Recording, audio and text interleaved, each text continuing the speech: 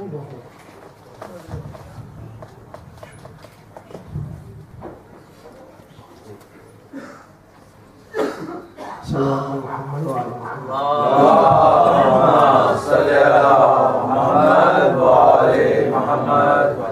بالله من الشيطان الرجيم ولا حول ولا قوة إلا بالله العلي العظيم فوض أمري إلى الله إن الله بصير بالعباد بسم الله الرحمن الرحيم الحمد لله الذي دلع لسان الصباح بنطق تبلجه وسرح قطع الليل المظلم بغياهب تلجلجه وأتقن صنع الفلك الدوار في مقادير تبرجه وشعشع ضياء الشمس بنور تأججه وصل اللهم على الدليل إليك في الليل الأليل والماسك من أسبابك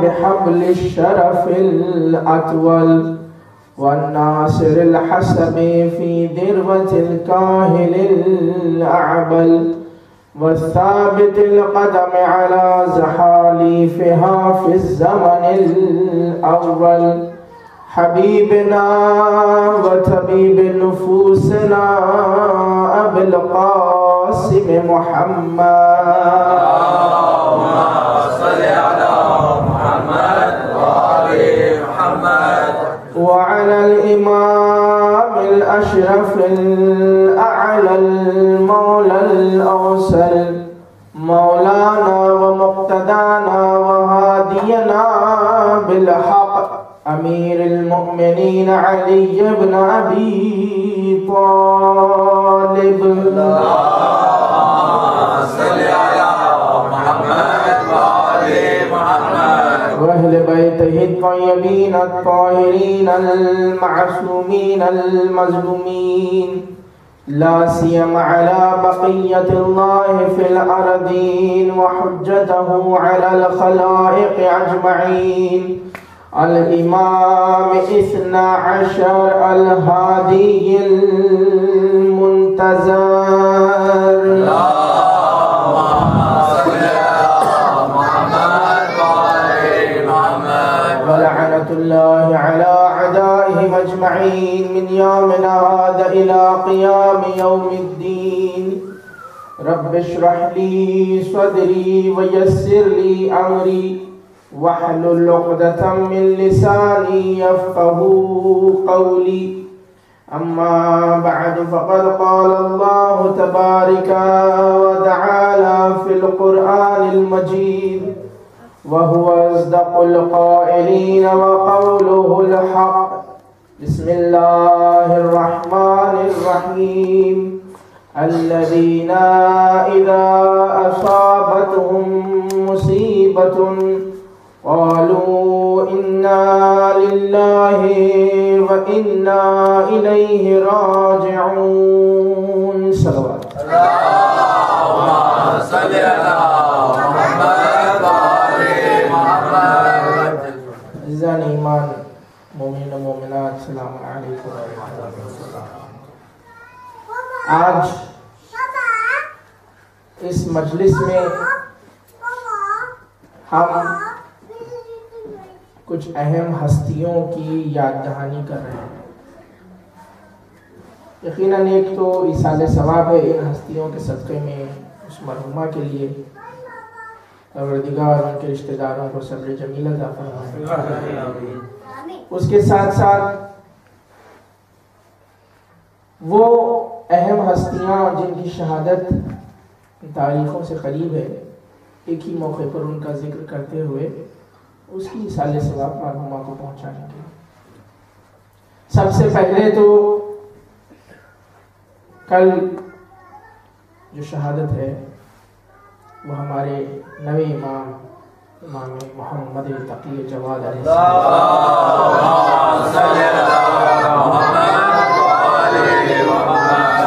اور آغاز ذی الحجہ میں ہمارے 5ویں امام تو دو ایسے محمد کا تذکرہ ہے جنہوں نے مثال محمد مصطفیٰ کی ترجمانی کی ہے. ایک باقر علم النبیین کہا جاتا ہے اور ایک نے اتنا اجتہاد اور تیاری کو سمجھایا کہ لوگ علم اور اپنے آپ کو غیبت امام زمانہ کے لیے تیار کرنا شروع کریں. ایک نے علوم اہل بیت کی ترویج اتنی کی کہ اس سے لے کے چھٹے امام تک امام نے مدرسہ اپنا اور اپنے شاگردوں کو اتنا علوم پھیلایا. اور ایک نے اس علوم کو آگے بڑھا کے کس طرح استعمال کرنا ہے اگر تمہارا زمانے کا امام سامنے موجود نہ ہو اس کی پریکٹس کا آغاز کروایا. اور خاص طور سے پانچوں امام کہ کیا کمال ہے، کیا فضیلت ہے. صرف یہی امام ہے جس کے دادا بھی امام، جس کے نانا بھی امام، جس کے بابا بھی امام، خود بھی امام، بیٹا بھی امام. صلوات پڑھے محمد والے.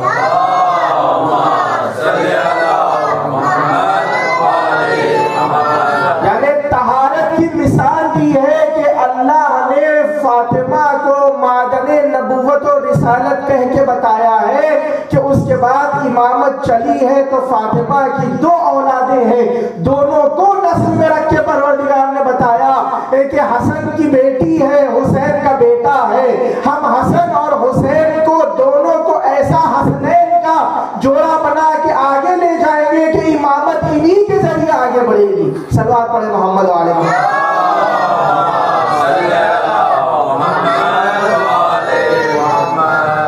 اور اس کے ساتھ ساتھ ایک ایسی ہستی کا تذکرہ بھی ہے جو مقدمہ کربلا ہے، پریفیس، انٹروڈکشن ہے کربلا کا. وہ سفیر حسین جناب مسلم. آئے اس آیت کے ذیل میں پروردگار عالم ارشاد فرماتا ہے کہ وہ لوگ جب ان پہ مصیبت آتی ہے، جب ان پہ مصائب آتے ہیں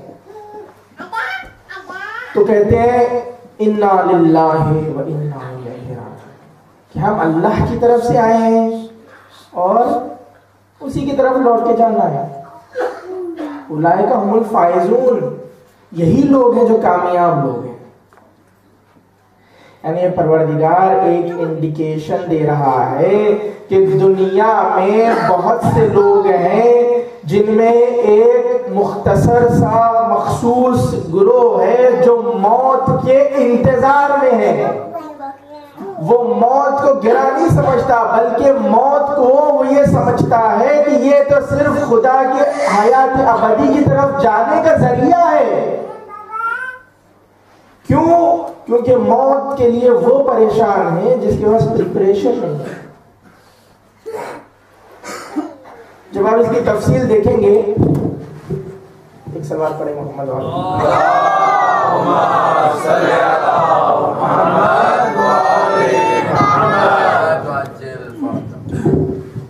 تو موت یقیناً ایک ایسا موضوع ہے کہ انسان کے ذہن میں ڈر ہے، فیئر ہے موت کے لیے.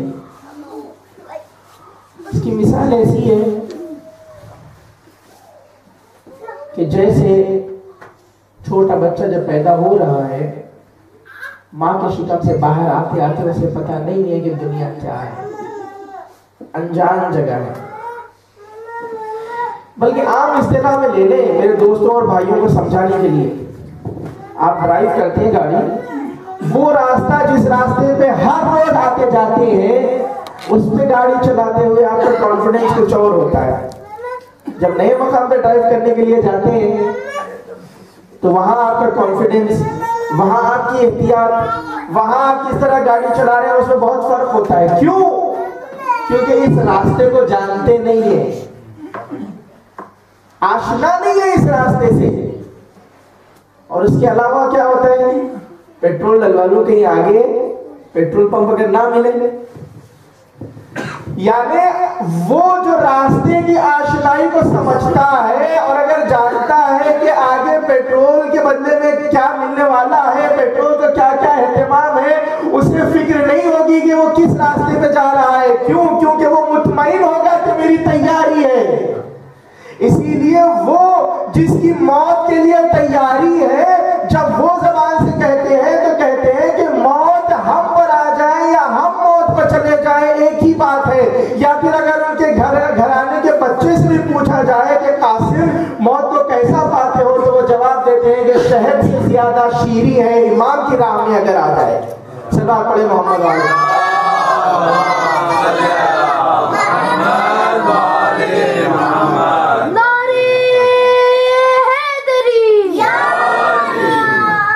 تو یہ وہ لوگ ہیں جن کا پریپریشن ہے، راستے کی آشنائی، اپنا پریپریشن کے وہاں کیا کام آنے والا ہے. پاکستان سے چلے تھے تو کرنسی لے کے چلے تھے، ڈالرز بنا لیے تھے کہ وہاں جا کے یوز کرنے کے لیے. اکاؤنٹ میں ہو نہ ہو کچھ کیش ہاتھ میں ضرور ہو، فوراً ضرورت پڑ جائے، یا کسی اور مقام پہ جائیں گے اہتمام ہوگا، کسی اور خرید کے مقام پہ جائیں گے کچھ اہتمام نہ ہو، تب بھی کم از کم یہ اہتمام ہوگا کہ ساتھ میں ٹفن لے کے جاتے ہیں. جب ہر روز جاب کو جاتے ہیں، ہر روز جاب کو جاتے ہیں ٹفن لے کے جاتے ہیں. کیوں؟ فکر نہیں ہوتی کہ جاب کو جا رہا ہوں کیا ہوگا. آشنائی ہے، یہ ہر روز کا معاملہ ہے. اسی لیے تو علی نے کہا تھا جو پوچھنا ہو مجھ سے پوچھ لو، زمین سے زیادہ آسمانوں کے بارے میں بتاؤں گا. اس وقت تک جب تک کہ تمہارے سامنے موجود ہوں جو کچھ پوچھنا چاہتے ہو پوچھ لو، جب تک کہ تمہارے درمیان ہوں جب چلا جاؤں گا افسوس کرو. صلوات پڑھے محمد وعلى محمد.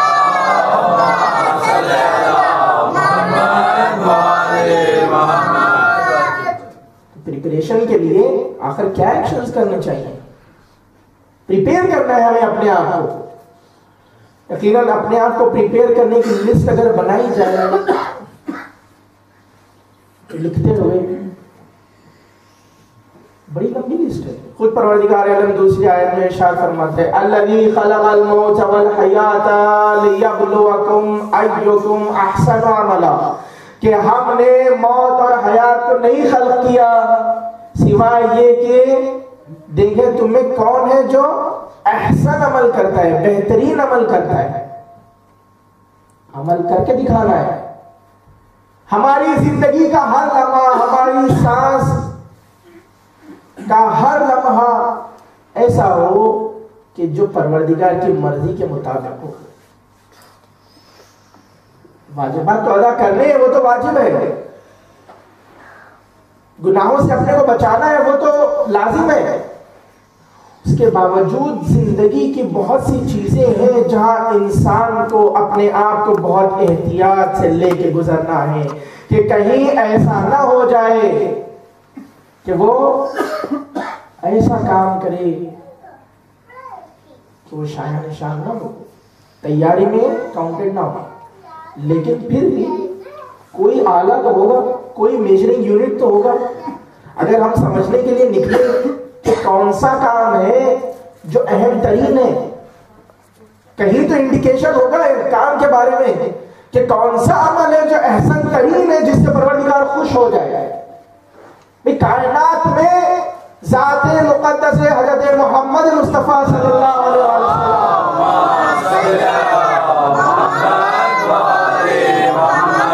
ان کی زندگی سے بہتر ایگزامپل کیا ہوگا کہ کون سا کام ہے ان کی زندگی سے ڈھونڈے کہ پتہ چلے کہ کون سا ایسا کام ہے جس سے پروردگار خوش ہو جائے، میجرنگ یونٹ ہو کہ اس کی وجہ سے سب کچھ ہے. حیات رسول اٹھا کے دیکھ لو. رسول نے اعلان بعثت سے پہلے تیاری میں کئی برس گزار دیے. لوگوں نے صادق اور امین کہا، آپ سچے ہیں، آپ امانت دار ہیں. لوگوں نے کچرا ڈالا، لوگوں نے رسول پہ گندگی ڈالی، لوگوں کے ساتھ محبت سے پیش آئے. کبھی یہ نہیں کہا گیا کہ یہ بہترین عمل ہے. بڑے غور سے سنیں، میں اہم مقام پہ لے کے جانا چاہتا ہوں. کبھی یہ کہا نہیں گیا کہ یہ بہترین عمل ہے. یہاں تک کہ رسول نے اعلان رسالت کیا، رسول نے دفاع کروایا، جنگیں ہوئی، مختلف آیتیں آتی رہی، نماز کا حکم آیا نماز پڑھ لی، روزے کا حکم آ گیا، زکوٰۃ کا حکم آ گیا، محرمات محکمات تمام چیزیں نازل ہوتی گئی، نہیں کہا، کچھ نہیں کہا، لیکن آخری موقع ایسا آیا کہ حج وداع رسول کرتے کرتے پروردگار نے کہا وہ جو رسول ہے جس کا ہر عمل کائنات کے عمل کی ایک طرف، اس کا ایک چھوٹا سا عمل ایک طرف، اس رسول سے کہہ کے بتا دیا کہ اس رسول سے جب کہا جا رہا ہے کہ اگر یہ نہ پہنچایا تو گویا کار رسالت انجام نہیں دیا، تو اب اندازہ لگاؤ کہ ولایت علی کو اللہ نے کس مقام پر رکھ کے بتایا ہے کہ تمہارے تمام اعمال کا دار و مدار جب رسول کو کہہ رہا ہے اگر یہ نہ پہنچایا تو کچھ نہیں، تو تمہارا کیا عالم ہوگا کہ ولایت علی کے بغیر سجدے کیے جاؤ، وہ تو قبول کرنے والا پروردگار ہے۔ نعرہ حیدری، محمد و آل محمد، بلند تر صلوات، اللہم صلی علی محمد و آل محمد۔ احسن ترین عمل جس کی ہنٹ ملی ہے رسول کی زندگی میں تو وہی عمل تھا جو رسول نے اپنے ہاتھوں پہ بلند کر کے علی کو کہا، من کنت مولا ہو فہذا علی مولا۔ صلوات پڑھے محمد و آل محمد۔ اللہم صلی علی محمد و آل محمد۔ اسی لیے اب یہ لیں دوسری حدیث اب سمجھ میں آئی اس کی سپورٹ میں کہ کیوں یہ اتنا اہم ہے۔ ارشاد ہوا من مات ولم یعرف امام زمانہ، وہ جو مر جائے بغیر معرفت کے اپنے زمانے کے امام کی، مات میتۃ جاہلیہ، ایسے مر گیا جیسے جاہلیت کی موت، یعنی اسلام سے پہلے والی موت۔ پتا چلا کہ اسلام سے پہلے والی موت اس لیے کہا جا رہا ہے کیونکہ جب رسول سے کہہ دیا یہ نہ پہنچایا تو کچھ نہیں، کار رسالت پورا نہیں، تو اسی طرح جو بھی اپنے زمانے کے امام کو نہیں مانے گا اس کا رسول کو ماننے کی اہمیت نہیں ہے، اسلام کو ماننے کی اہمیت نہیں ہے۔ صلوات پڑھے محمد و آل محمد۔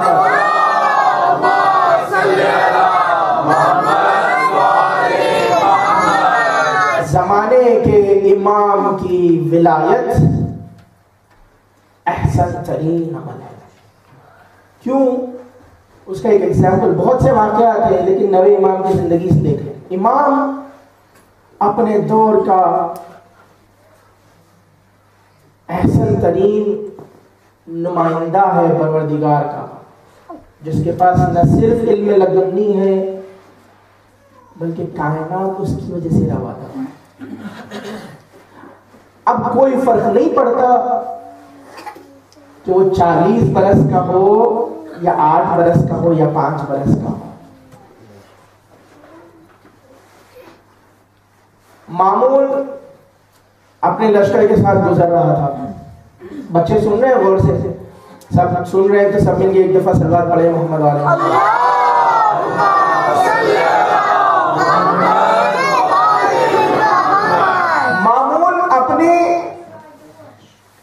سولجرز کے ساتھ گزر رہا تھا، شکار کی طرف جا رہا تھا، ایک دم سے اس نے دیکھا کہ سارے بچے جیسے ہی وہ اس کی سواری آنے لگی پورے پریپریشن کے ساتھ، پورے پروٹوکول کے ساتھ کہ اس کے سولجرز بھی آ رہے ہیں، آگے آگے وہ بھی آ رہے ہیں، تو وہ سارے بھاگ گئے۔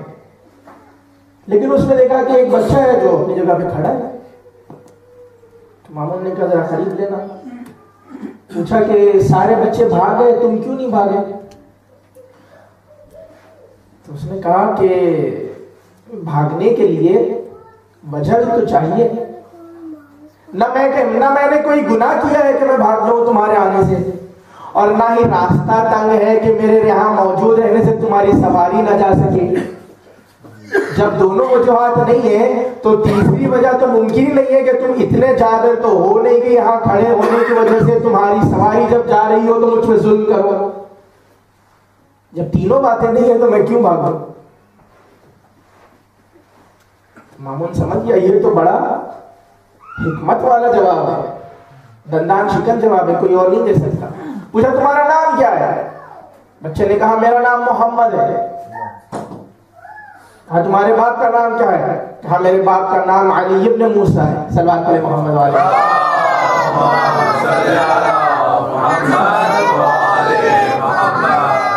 ہم چلا گیا. واپسی میں پھر اسی طرح ہو گیا. شکار سے واپس آتے ہوئے سارے بچے چلے گئے, وہ بچہ رکا. تو یہ جو شکار کر کے آیا تھا تو اس نے ایک چھوٹی سی مچھلی اپنے ہاتھ میں اپنی مٹھی میں بند کر دیا.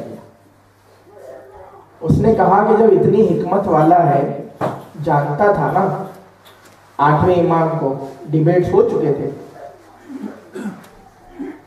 کہا ذرا میں امتحان لیتا ہوں کہ کیا یہ دعویٰ جو کیا جاتا ہے اہل بیت کے گھرانے والے علم غیب رکھتے ہیں درست ہے کہ نہیں ہے.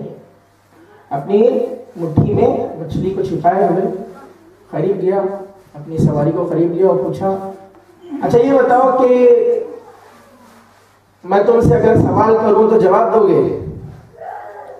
جواب سنے امام کا.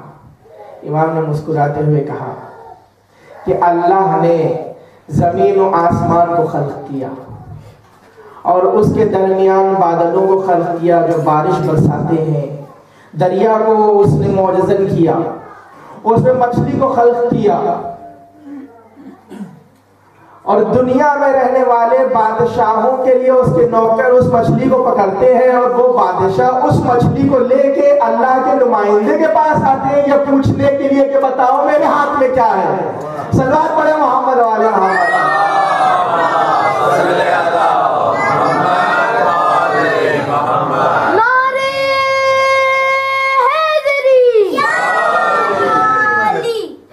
خاموش ہو گیا, مامون چلا گیا. یہ امام جو 5 برس کی عمر میں یہ ہے تو جب یہ جوان ہو جائے تو کیا حال ہوگا؟ نہیں, بلکہ امام اپنی عمر کے ہر حصے میں وہی امام, وہی علم لدنی کا وارث ہے, چاہے 40 برس کا ہو چاہے 5 برس کا ہو. صلوات پڑھیں محمد والے.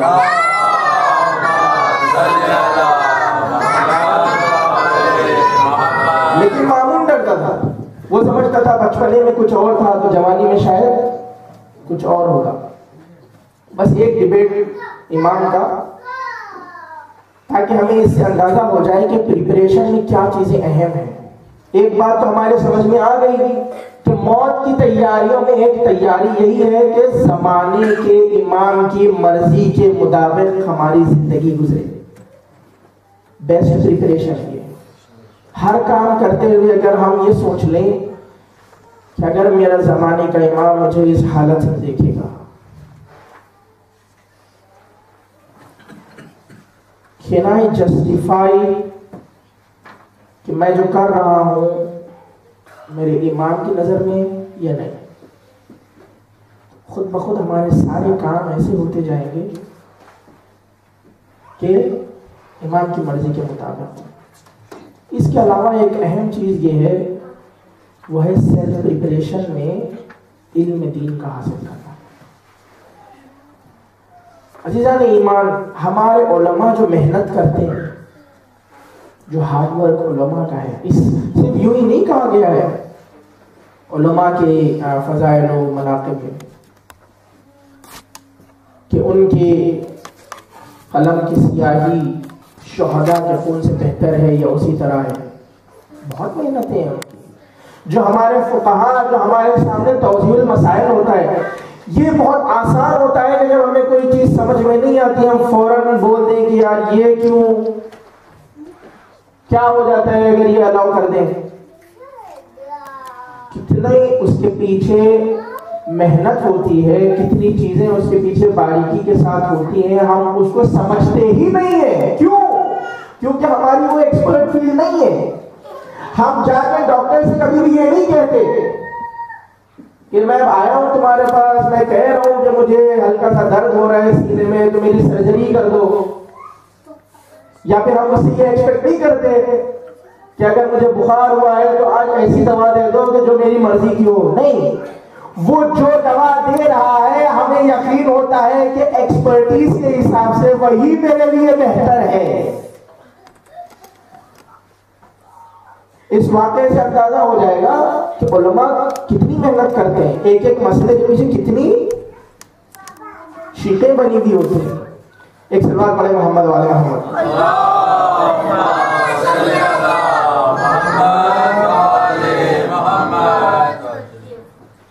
نوے امام کے ساتھ مناظرہ مامون نے اہتمام کروایا.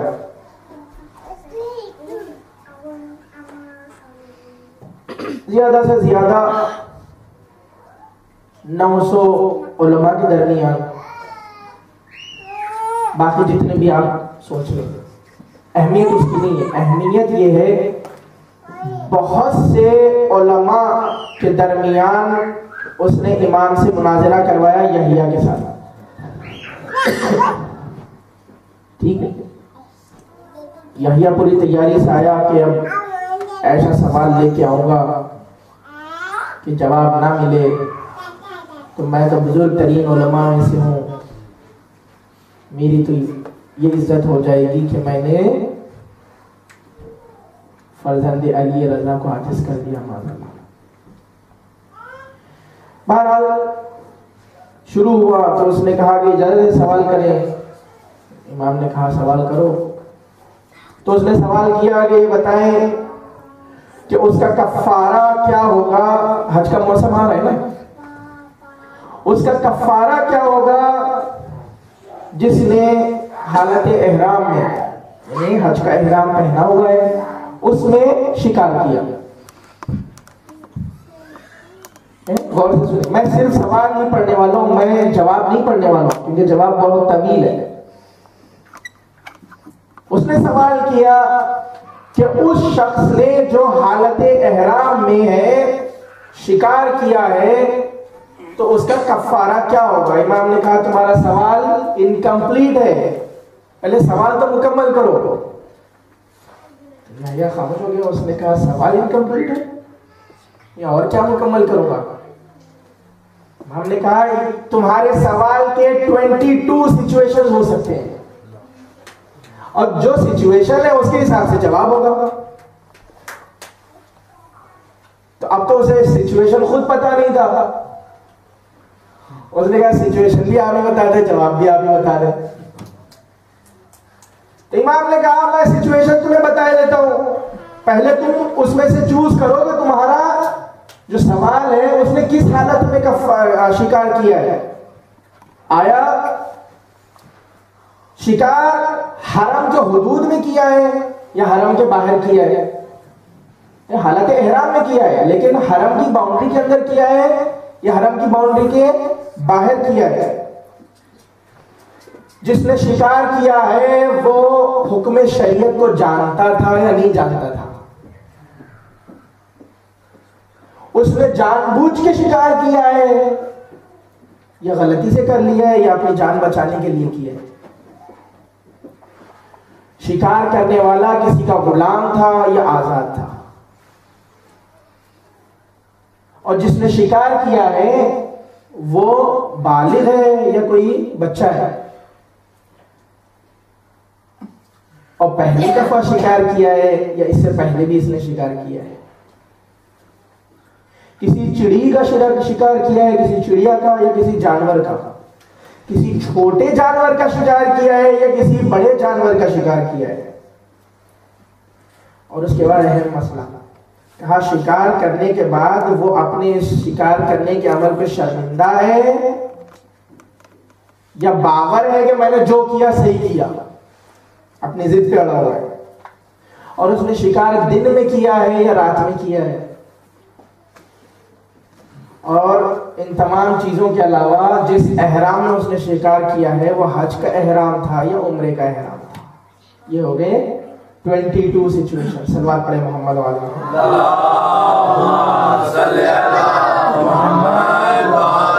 محمد. عزیزان ایمان، اسی طرح علماء کی محنت ہوتی ہے کہ ان تمام تفصیلات کی حدیثوں کو ایکسٹریکٹ کر کے اس مسئلے کو آپ کے سامنے پیش کریں.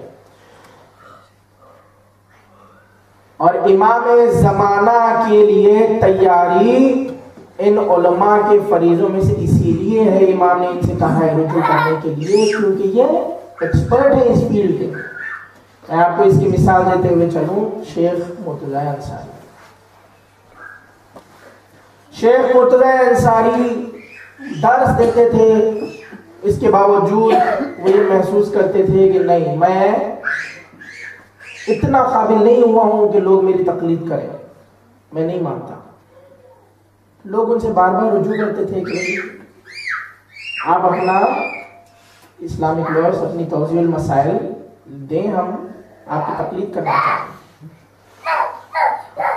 وہ اتنے ڈاؤن ٹو ارتھ تھے، جب لوگوں نے بہت تنگ کیا تو آخر انہوں نے کہہ دیا کہ میں آپ سے کہہ رہا ہوں، میں نہیں سمجھتا میں اتنا قابل ہوں، میں مانتا ہی نہیں جب تک امام زمانہ مجھ سے نہ کہیں کہ میں مجتہد ہوں۔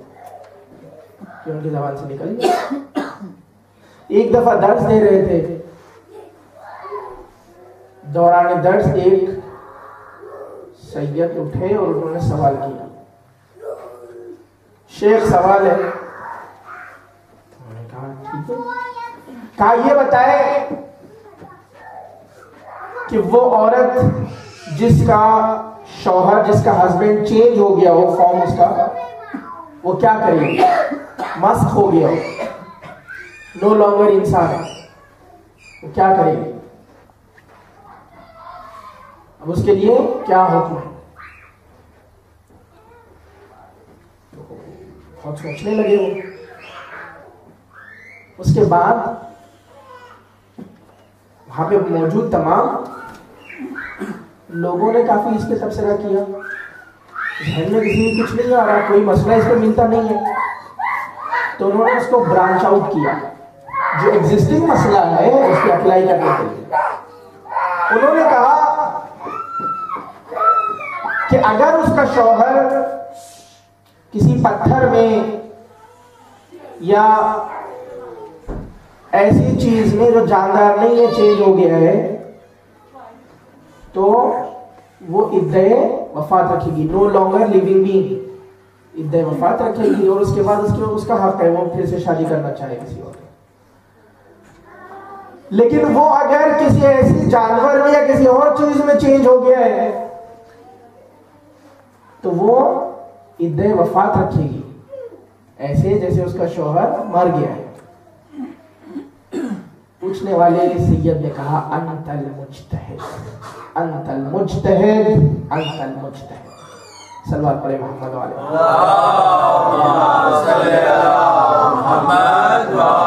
محمد۔ یہ ایک انڈیکیشن ہے ایمان کی طرف سے۔ لیکن میں آپ کے سامنے یہ بتانا چاہ رہا تھا کہ جو علماء کی محنت ہے وہ آسان نہیں ہے کہ صرف ایسے ہی ایکسپلین بھی کر دیا جائے، اسی لیے ان کا وہ مقام ہے۔ اور ہمارے لیے بیسٹ ایگزامپل پریپریشن میں وہ یہ کہ علم دین حاصل کریں اور توضیح المسائل کو فالو کریں۔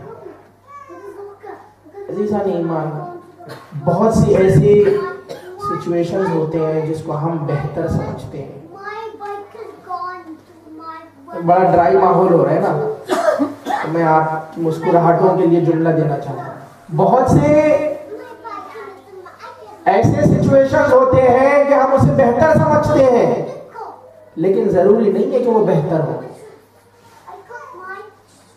بہت سے لوگ امام حسین کے معاملے میں یہ سوچتے تھے کہ یہ بہتر نہیں ہے کہ امام حسین خروج کرے، نصیحت کر رہے تھے امام حسین کو صبر کی، قرآن کی آیتیں پڑھ کے سنا رہے تھے۔ اور بہت سے لوگ یہ سمجھتے ہیں کہ نماز نیند سے بہتر ہے، یا بہت سے لوگ یہ سمجھتے ہیں کہ ماہ رمضان میں کھڑے ہو کے قرآن پڑھنا یہ ہمارے لیے عبادت ہے۔ لیکن اگر اس کی سند نہیں ہے، چاہے خیر من النوم ہو یا چاہے تراویح ہو، اس کے بہتر ہونے کی دلیل تمہارے پاس چین آف نریشن تمہارے امام کی طرف سے ہونی چاہیے، جس کا سلسلہ جا کے تمہارے توضیح المسائل سے لے کے حکم شریعت تک ملے، تبھی وہ صحیح عمل ہے۔ صلوات پڑھے محمد والے۔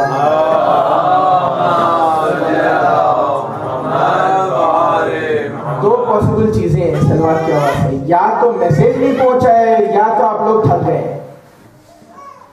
دونوں صحیح ہے کیا؟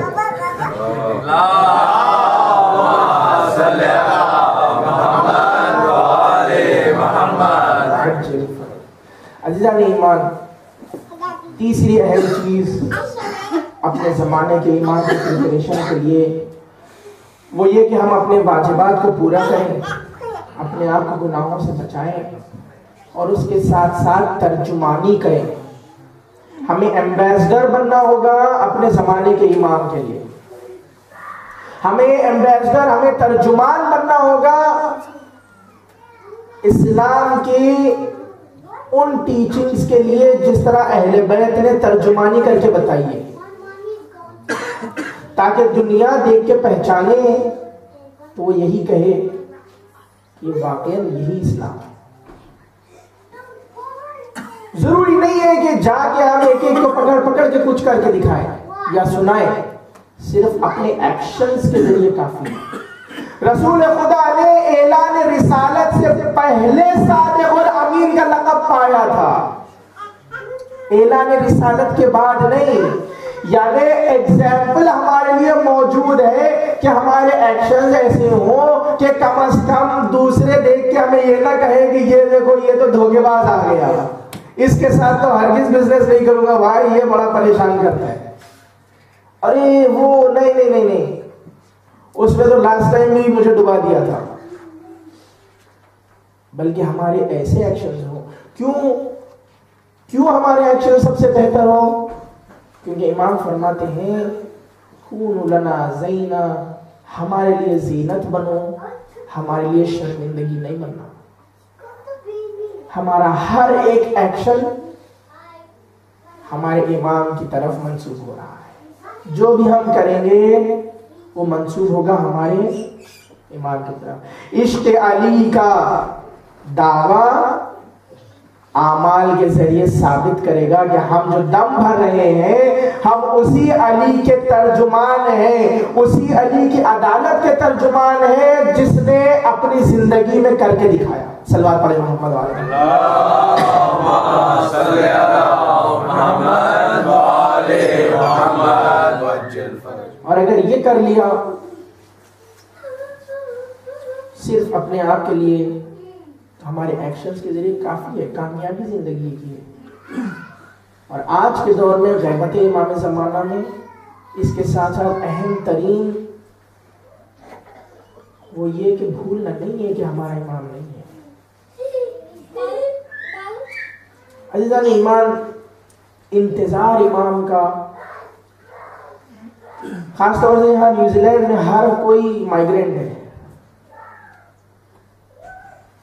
سال 2 سال کے بعد اپنے رشتہ داروں سے ملنے کے لیے جاتے ہیں، بہت ٹائم ہو جائے، اس سے کم جیسے موقع ملا فوراً ملنے کے لیے جاتے ہیں۔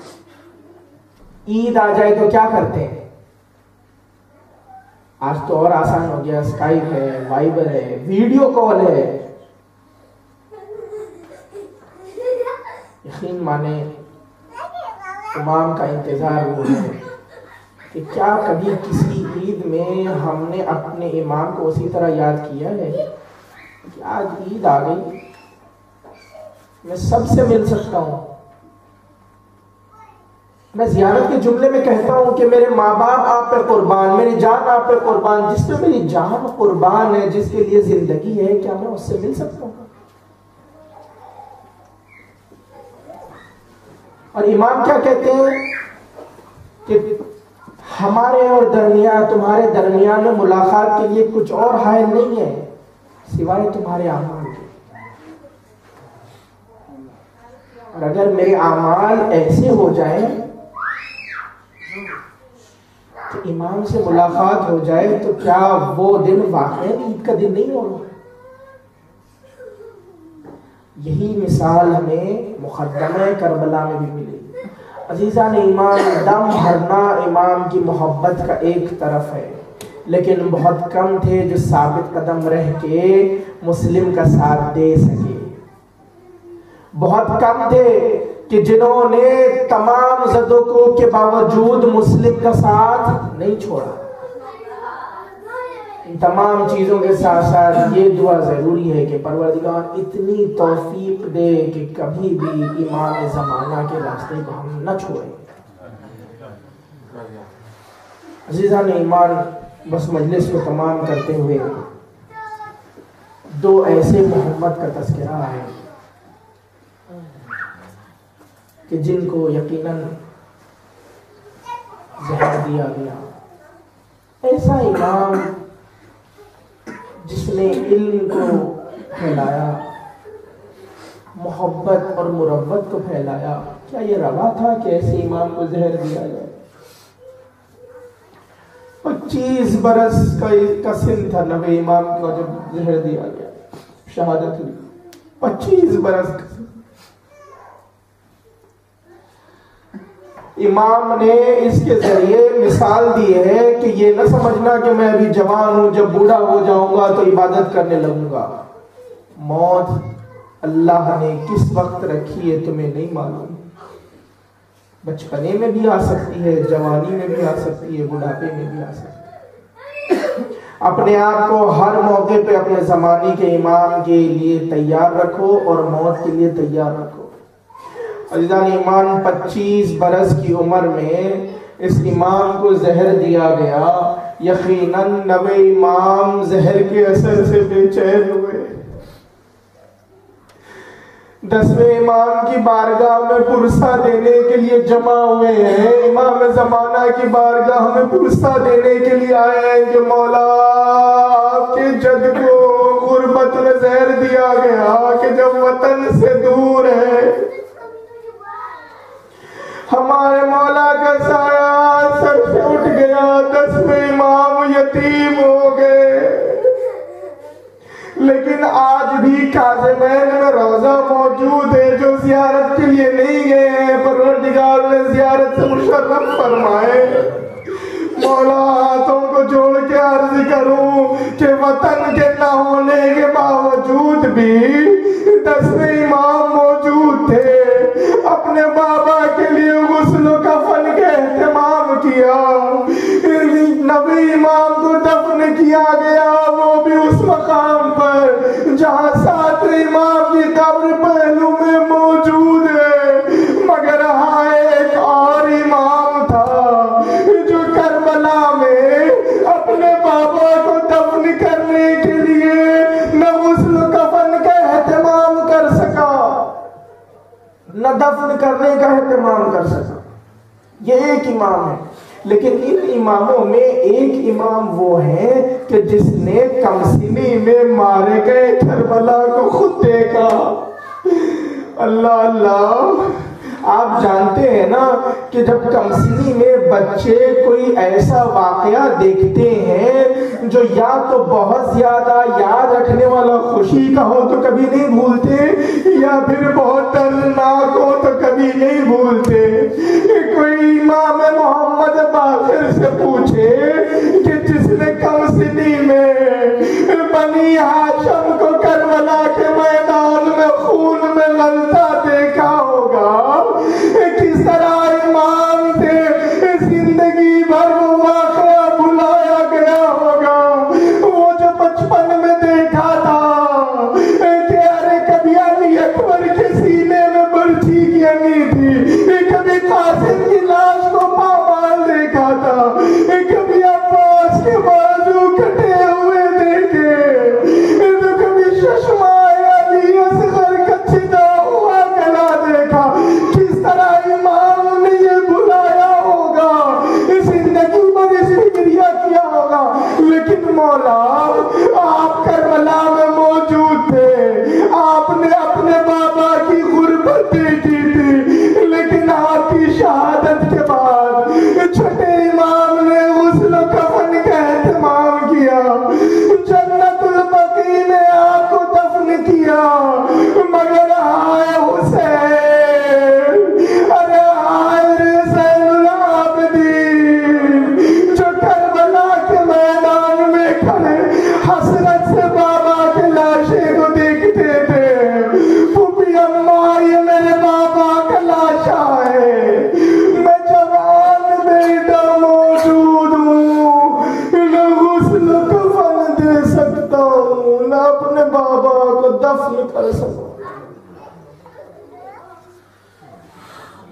إنا لله وإنا إليه راجعون رضا بقضائه وتسليما لأمره ألا لعنة الله على القوم الظالمين وسيعلم الذين ظلموا أي منقلب ينقلبون ربنا تقبل منا إنك أنت السميع العليم. بہترین دعا کا وقت وہ ہوتا ہے جب مصائب سید الشہداء بیان کیے جائیں اور ان پہ آنسو بہائے جائیں. آئیں تمام مومنین کے لیے جنہوں نے دعاؤں کی گزارش کی ہے، ان تمام کے لیے جو بیمار ہیں، اور بالخصوص ہمارے زمانے کے امام کے جلد ظہور کے لیے سب مل کے 5 مرتبہ آئے شریف اما یجیب. بسم اللہ الرحمن الرحیم. اما یجیب المضطر اذا دعاه ویکشف السوء. اما یجیب المضطر اذا دعاه ویکشف السوء. اما یجیب المضطر اذا دعاه ویکشف السوء. اما یجیب المضطر اذا دعاه ویکشف السوء. اما یجیب المضطر اذا دعاه ویکشف السوء. پروردگارا تجھے واسطہ مصائب تقی جماعت کا، اے پروردگارا تجھے واسطہ محمد باقر کی شہادت کا. ہماری دعاؤں میں اولین دعا یہی ہے کہ امام زمانہ کے ظہور میں تعجیل فرما. پروردگارا ہماری دعاؤں کو، ہماری عبادتوں کو قبول فرما. ہمارے گناہوں کو بخش دے. ہمارے امام کو ہم سے راضی و خوشنود فرما. پروردگارا ہمارے مرحومین کی مغفرت فرما. جنہیں بخش دیا ہے جوار ائمہ میں جگہ عنایت فرما. پروردگارا تمام حاضرین کی دعاؤں کو مستجاب فرما. بار الہ آزاداری اور آزاداروں کا تحفظ فرما. پروردگارا جہاں جہاں مومنین رہتے ان کی جان مال عزت و آبرو کی حفاظت فرما. پروردگارا زائرین اور حجاج کرام کو اپنی حفظ و امان میں رکھ، اور تمام مومنین کے دلی حوائج و مقاصد کو پورا فرما. ہمیں کوئی غم نہ دے سوائے غم حسین کے. ہمیں مولا کے ناصر و غلاموں میں شمار فرما. مرتبہ اور سورہ فاتحہ سے تمام مرد مومنین و مومنات کو یاد فرمانے، بالخصوص ایصال ثواب کے لیے مرحوم کیا.